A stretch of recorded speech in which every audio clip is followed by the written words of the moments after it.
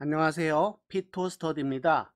선형대수 42번 강의 1차 결합과 생성입니다. 1차 결합과 생성의 개념은 부분 공간에 뿌리를 두고 있습니다.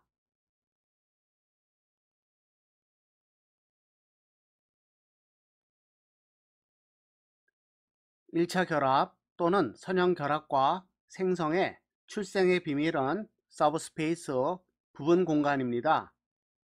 따라서 부분 공간에서부터 출발해 보겠습니다.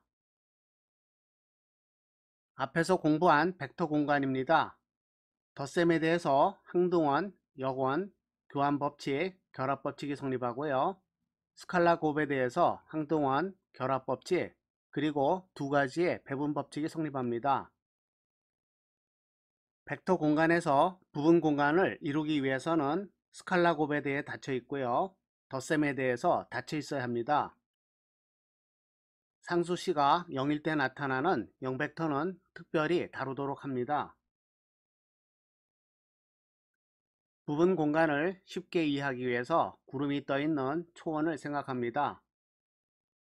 0벡터는 가장 특별한 부분 공간입니다. 0벡터만을 포함한 집합은 서브스페이스 부분 공간입니다. 증명은 아주 간단한데요. 0벡터는 당연히 포함하고 있고요. 상수를 곱해도 0이 됩니다. 그리고 두 개의 0벡터를 더해도 0이기 때문에 아래쪽에 세 가지 조건을 모두 만족합니다. 다시 말해서 0벡터 하나만으로 부분 공간이 되고요. 0벡터는 서브스페이스의 뿌리가 됩니다. 0이 아닌 어떤 벡터 x1 하나만으로는 부분 공간이 될 수 없습니다. 하지만 x1 벡터의 모든 실수를 곱해서 얻는 집합은 서브스페이스가 됩니다. 증명은 간단한데요. 상수 C1이 0인 경우가 0벡터가 됩니다. W1의 원소는 스칼라 곱에 대해서 닫혀 있고요. 덧셈에 대해서도 닫혀 있습니다. 따라서 W1은 부분 공간이 됩니다. 한 개의 벡터에 따른 부분 공간은 기하학적으로 직선의 개념입니다. 이번에는 다른 벡터 x2 벡터입니다. 두 개의 벡터가 다른 경우만을 생각해 볼까요? 그러면 W1과 W2는 각각 서브스페이스입니다. 여기서 부분 공간이 아닌 예를 들어보면요. x1 벡터와 x2 벡터의 합입니다. 이 원소 한 개로는 0벡터가 없기 때문에 부분 공간이 아닙니다. 이와 같이 0벡터가 없는 집합은 부분 공간이 아닙니다. 두 개의 집합 W1과 W2는 각각 서브스페이스입니다. 그리고 두 집합의 교집합은 0벡터이고요. 이것은 당연히 서브스페이스입니다. 하지만 합집합은 서브스페이스가 아닙니다. 그냥 두 개의 직선일 뿐인데요. 예를 들어서 C1과 C2가 1인 경우의 원소는 합집합에 포함되지 않습니다. 따라서 부분 공간이 아닙니다.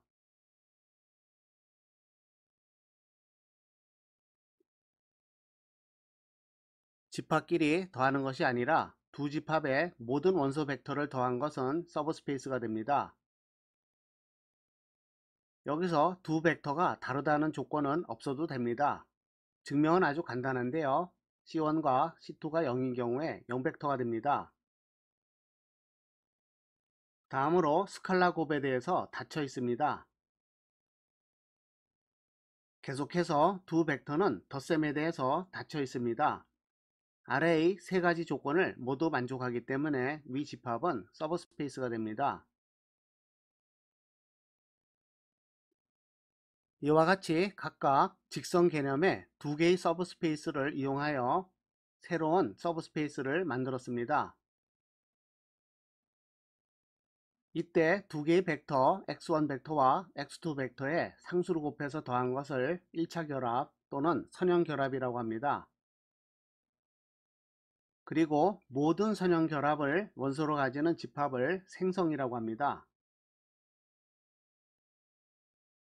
두 개의 벡터로부터 이루어졌기 때문에 스팬 가로 열고 x1 벡터, x2 벡터로 표현합니다.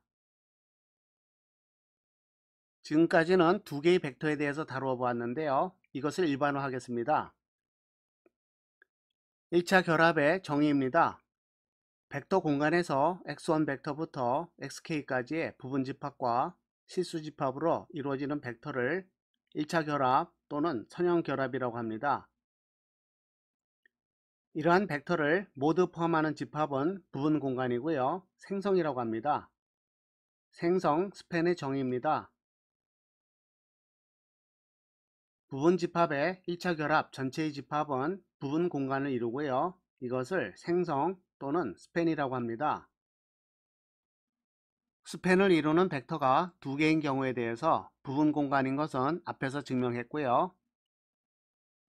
원소의 개수가 k인 경우에도 마찬가지로 증명할 수 있습니다.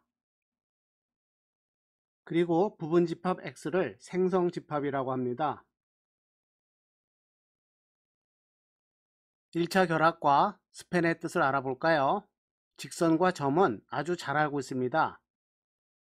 당연히 무한히 많은 점이 있고요. 수학적으로는 각각의 점은 원소가 되고요.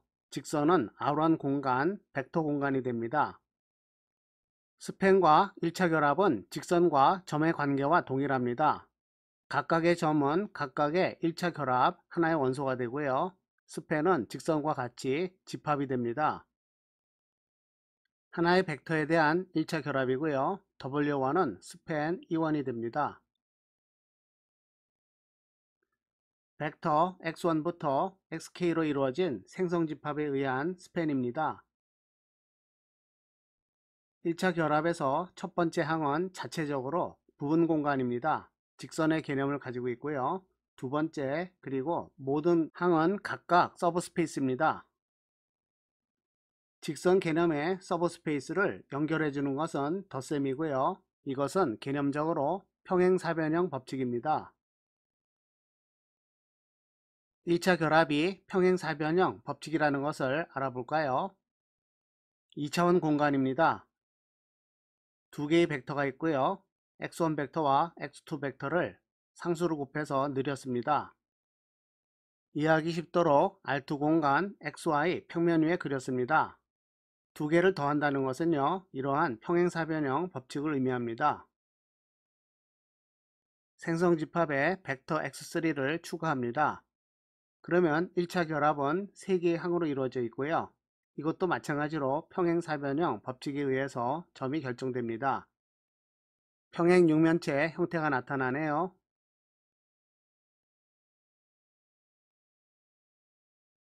하지만 물리적 벡터 공간이 아니라 다항식 함수 공간의 경우에는 평행사변형 법칙은 개념적으로 이해해야 합니다.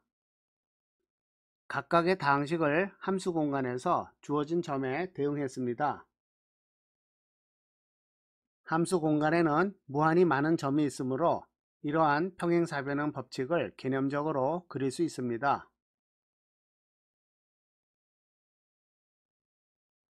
한 개의 위치 벡터로 스팬한 것은 R1 공간이 됩니다. 하지만 벡터가 두 개가 있다고 해서 R2 공간이 되는 것이 아니고요. x2 벡터가 x1의 상수배, 다시 말해서 나란한 경우에는 두 개의 벡터로 스팬을 해도 R1 공간이 됩니다. 왜냐하면 1차 결합에 x2를 대입을 하면요, 최종적으로 x1 한 개밖에 안 나옵니다. 따라서 R1 공간이 됩니다. 하지만 두 개의 위치 벡터가 평행하지 않으면 스팬은 R2 공간이 됩니다. 평면 위에 두 개의 벡터가 놓여 있다는 뜻입니다. 1차 결합 스팬의 중요한 예입니다. 편의상 연립방정식에서 미지수를 C벡터로 했는데요. 방정식을 전개를 합니다. 그리고 미지수를 묶어내기 위해서 열벡터를 이용을 합니다. 각각의 열벡터를 대문자와 위첨자를 이용해서 나타냈습니다. 그리고 xi 벡터를 ai 열벡터라고 두면요, 연립방정식의 좌변은 1차 결합이 됩니다. 따라서 연립 방정식에 해벡터, C벡터가 존재한다는 것은 열벡터로 이루어진 서브스페이스, 즉 모든 열벡터에 의해서 생성되는 스팬, 부분 공간에 벡터 B가 포함된다는 뜻입니다. 포함되지 않는다면 등호가 성립하지 않겠죠. 여기서 열벡터로 이루어진 서브스페이스를 열공간이라고 합니다. 열공간과 행공간은 다음 강의에서 공부할게요. 오늘의 개념 카드입니다. 지난번 강의에서 배운 개념들이고요. 1차 결합 또는 선형 결합을 배웠습니다. 1차 결합의 뜻은 벡터 공간에서 평행사변형의 법칙을 개념적으로 나타냅니다. 그리고 생성, 스팬은 x1부터 xk까지 생성 집합으로 이루어지는 1차 결합의 전체 집합을 말합니다.